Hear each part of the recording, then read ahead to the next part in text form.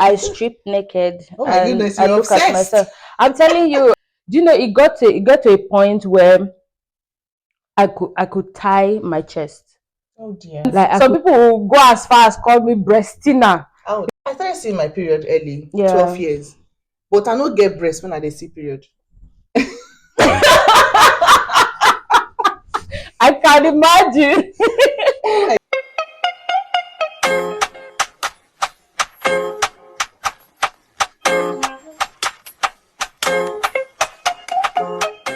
Hi guys, welcome back to my YouTube channel. It's your girl Chioma Adeyeri, and today, guys, something different is happening. We are having the first ever edition of Gist with Chioma. Okay. Yep. And I have a beautiful guest with me, guys. Oh my goodness, I don't even know. I don't need to say beauty. I don't need to say too much. Don't whine me, Girl, you're please. really shining. I try. You're looking gorgeous, I I beg. try. I just had to put a little effort. A little. Little. Now you hear that? Because Why is my baby trying to show himself in this video? Of course. You're really looking good. Of course, you have a child, they have to show themselves Abi. everywhere, basically. Abi. It's like your signature now. I'm a mom. I'm a mom. It has to show. I'm a mom. Anyway, so Winnie, tell me, you look gorgeous, like I said. Thank but you. Have you, at any point in time, ever felt insecure about your body? Like, have you ever felt insecure at all, like from childhood till now? Okay, that's. Because I have. I think everybody. I think everybody has felt insecure about something in life. If everyone is being truthful, and I have. I think twice. And it's funny. You might find this very funny. Yeah. And I think the audience I like funny things. can relate as well. So when I was younger, when I was just into puberty, I was one of those young bloomers. So I started my period, I think, when I was 12. Oh, okay. Yeah, and that's about the same age I started mine. Yeah, and my bust was quite big. Oh. So I think my breast came first. I got my ladies first, and then I started my period. So when I was in like JS2, imagine a JS2 child with breast. Yeah. I think I had the biggest breast in my class. So I didn't like it. I didn't like it. Do you know it got to a point where I could tie my chest. Oh dear. Like I could just tie it with like a band or something, just so it doesn't show what that. Do you mean, like round like this? I could wrap it, back. All around. I'm serious. I could wrap it all around, God. just because I don't want that, like people to see that I have bust and everything.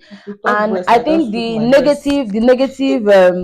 Although I don't know, I'm not the kind of person that really like attention like that. I don't like attention on me per se. I don't like, and it was really drawing a lot of attention to me. Then as a child, I grew up in a family that would say, our normal African family, very conservative. My dad he wasn't a pastor then, but he's not a pastor.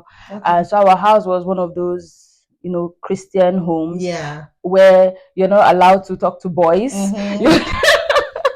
it was drawing a lot of attention because when you're out there, when you put on an outfit, you get those street boys that always have something to say. Predators. Exactly. And I didn't like it. I didn't like the attention. I didn't like, up till now, I don't like anybody. I know, yes, we dress decent, but even sometimes where you feel like, okay, I just have this nice dress I want to wear, and some cleavage is showing, but for me, no, I don't like it. So do you still think that you're still insecure in a way? No. You know, the thing is, when I grew out of that phase, like after my junior secondary, where I was like one of the, I was still timid as of then, but then because of the way I looked physically, it looked like I was grown. But I was still a child. So I was quite insecure about my bust. And then when I grew up, I won't say when I grew up, in senior secondary, Yeah. I kind of like gained some confidence. Yeah. Yeah. I gained some confidence. And also I think in senior secondary I found girls that looked Like that you, way. exactly. Yeah. Yes. I Yeah. found Kind of girls. you matched up to. Yes, in Yeah. senior The secondary I body. moved to another school. Yeah. So I met girls that looked Yeah. that way as well. Yeah. So I wasn't the only one with bust. Yeah. Now Yeah. I wasn't the only one with Yeah. bust. I saw some girls that looked matured as well. So I was like, okay.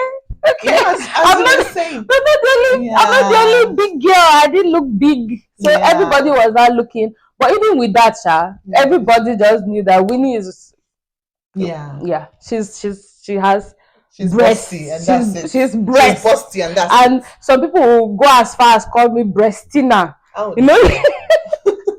Do you know, as we were saying all these things, I was just seeing myself in the story, but mine, only that mine is opposite. So when I was growing up, I started seeing my period early, 12 years. But I don't get breast when I dey see period. I can imagine. Oh my goodness. You're seeing your period. Everybody, mommy already advised me. Now you're a woman. You're a woman. Where's the breast? Where's the breast to show?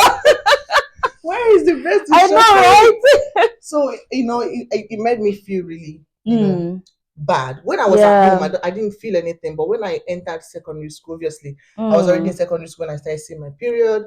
But in secondary school, all my class girls, they're all wearing bra. Like, this children bra. There's a kind of bra children wear though. It's like singlet, but it's like singlet. It's a bralette.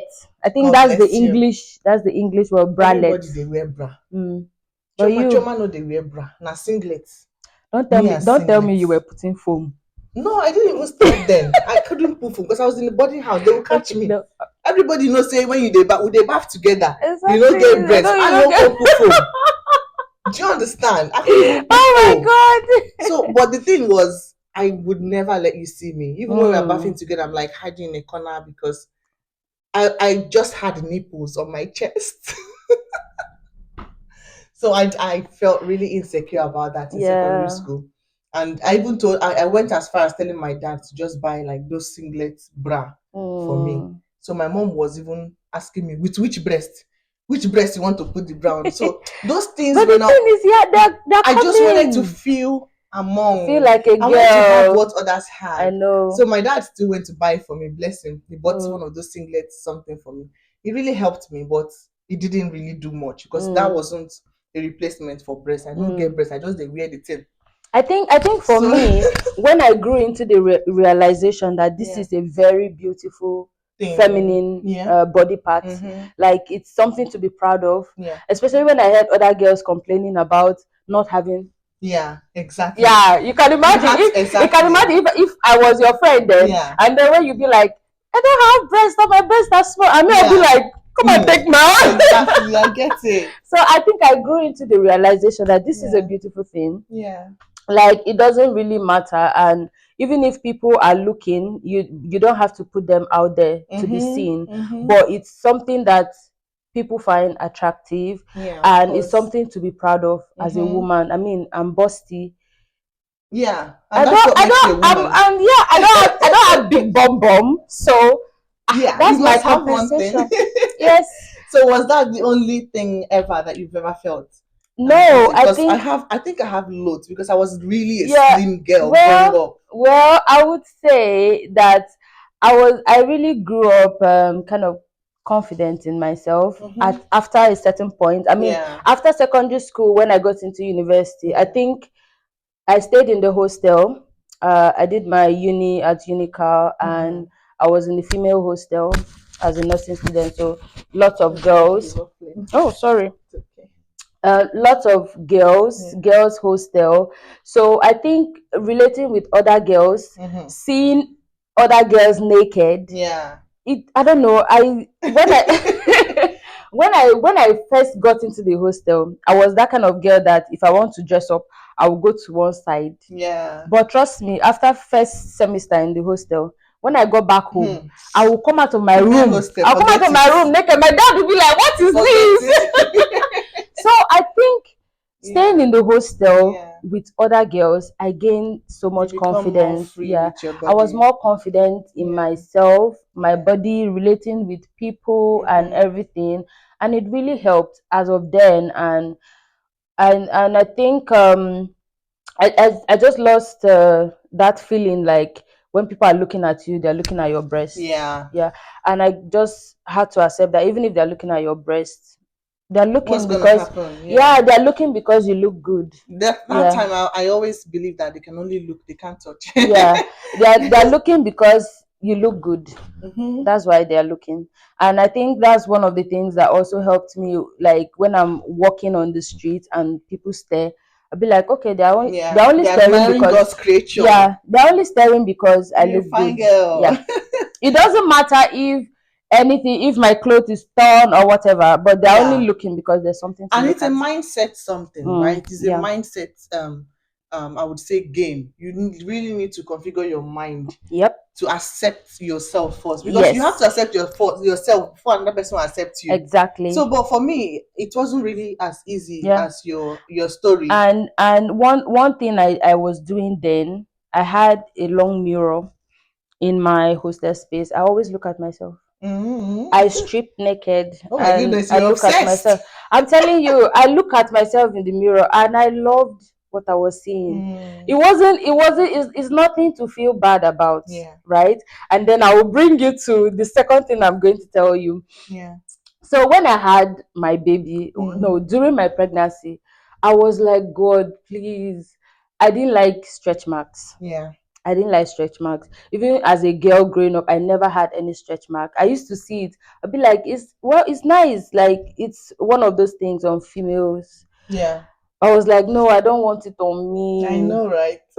So when I was pregnant, I kept using this bar oil. I kept, I was like, bathing yourself in oil. Yes, it's going to help. And I think the pregnancy was going. I loved my pregnant body. I loved it. Like when I come on the mirror, I'll just be looking at my bum. Everywhere is shiny after I've used Ororo to rub it. I'll be like, yeah. But guess what? What? Towards the end. I know, that's when everything scatters. I think the last 2 weeks. Oh dear. I just touched my abdomen. You can't really see below. Yeah, I know, right? I just touched and I felt the skin was kind of rough. And I went to the mirror. Come and see them. Oh, they're out. I was like, what is this? Stretch marks, and up to my back. And then the worst one that started postpartum after I had my baby was the hand. The hand, the stretch marks were there. I was like, God, what is this? I would look at the mirror, I would see all the stretch marks. I would now see my mommy's pouch and everything. But then I was initially I was like, look at my body. My husband would tell me, that he likes how chubby I'm looking. That he likes chubby, he likes flesh, he likes soft body, and so his own part, he's always hyping and boosting. After all, he's not the cost of everything. Of course. So he has to be doing damage control. So how did you grow out of that? I think I read somewhere, and obviously I kept praying because I'm the kind of person that I don't want to ever be at any situation where I don't feel good about myself, because I have this feeling like if anything goes wrong around me, it's first started within me. Of course. That's the feeling. So if I'm not in a place of peace, I'm not in a place of joy, I'm not in a place of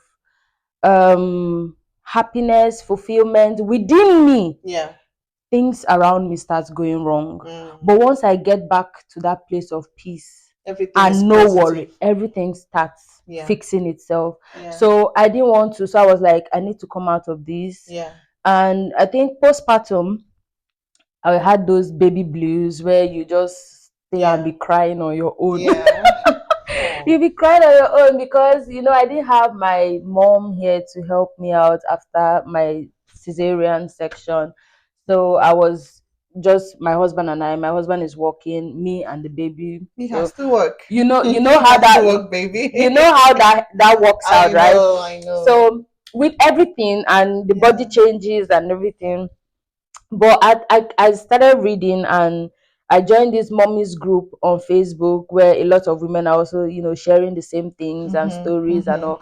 And then I think one night I was after prayers, I slept. In the morning, I was thinking, and then a voice came to my mind like, do you know when people go to battle? And I was like, okay. It was like these tiny thoughts, like when people go to battle, they get scars. Wow, yeah. They get scars. Do you know soldiers are always proud of their scars? Yeah. I was My like, grandfather was a soldier, and he's I was like, really very proud of it. One do of you his know? Do scars you know they are very that he proud of their has. scars? So I was like, and the thought was like, you've just been to a battle. Yeah, And you literally. came back. And my pregnancy journey was actually a battle up until the end. So I was like, these stretch marks are all scars of that beautiful girl. Like, I got stretch marks and everything. Yeah. All the body changes is all like, those are my battle scars, and I'm proud of them. So after that thought came to my mind, I was like, this boils down to exactly what I was saying. Mindset. When the thought came to me, I was like, wow, these are my battles. Do you know? I don't know if you notice. I went for a bridal shower. It was one of our friends' bridal shower, and I wore a sleeveless. I think that was like the first time. What you wore. Yeah, I wore a turtleneck and it's a sleeveless, and I felt good. My stretch marks were still all there, but I wore it and I looked good. And funny enough, if you go to my if you go to my TikTok, that's one of the best. That's one of my videos that went viral. But I was hiding. Yeah. I was like, no, I have to wear things like this, make sure I'm well covered so my stretch marks will not show. What you don't like, someone else will like it. Exactly. And it's all about mindset. Like I used to say, if you've not accepted a thing, then people won't see the beauty in that thing. I've seen some people that are, I don't want to use the word shapeless, but the way they carry themselves, the way you come dress, come and see attraction. People are attracted to them. Yeah. And this is just life. So, like I was trying to tell you, my story wasn't that easy, but I think if I enter my story, it's gonna be long video, bro. Trust me, if everybody starts talking about I'm just going to I think we'll have part 2. Abby, we'll have part 2 of this video because this gist no, it's actually long. Especially in the society we are Let me not right forget now. to say, so this my beautiful sister here also has a YouTube channel. Okay, so Winnie the song is a YouTube channel. Yes, and you can feel the vibe already. I'm not going to tell you what you need to see in the channel. So guys, follow up, subscribe, and support her also. Thank you for coming once again, because this is your gist. In fact, I'm even getting Rema from your talk. One of the things I actually got from what you said is that you prayed. Yeah. So many people just sit down and they're worried about one thing or the other in their body. Pray. You're worried about one thing or the other, but you don't think it is enough reason to bother God in prayer. I think whatever it is, no matter how little, everything, there's nothing too little to actually talk to God and pray about. Everything, even down to, I pray about everything. Even down to misunderstandings with my friends, I pray. That misunderstanding with my husband, I pray. Misunderstanding at work, I pray. It really does help. Yeah. It really does help to know that God is listening. He's not going to let you fall into the ditch. Yeah. Okay. So, well, like I said, if this video is going to have a part 2, maybe I'll talk about a few of my insecurities. But I think we should do a part 2. We should do a part 2, right? Especially with what's going on in the society right now. People need to accept themselves. Yeah. People need to accept themselves. Well, that's our cue to do a part 2. There's no perfect person out there. I know, yes, we can always change things we don't like about ourselves, but acceptance is, I feel like if you don't accept yourself, you keep chasing what you don't even understand. Perfection, right? Yeah, and there is nothing. There is no such thing as perfection. Do you know? People admire confidence. People admire confidence. Like, you may not be the prettiest girl in the room, But if you're a confident girl, trust me, you get their attention as well. That is it. You get it. People admire confidence. That's it. Long lasting. I'm not talking about fleeting fleeting moments of of attraction or notice. like they notice you. Yeah. But when you're confident and it's a long you're impression you've made on people, they will never forget. Exactly. And you're full of substance, you give a lasting impression. Yeah. Than you just look perfect, you look pretty, you look, What is even perfect? Anyway, guys, watch out for part 2, guys.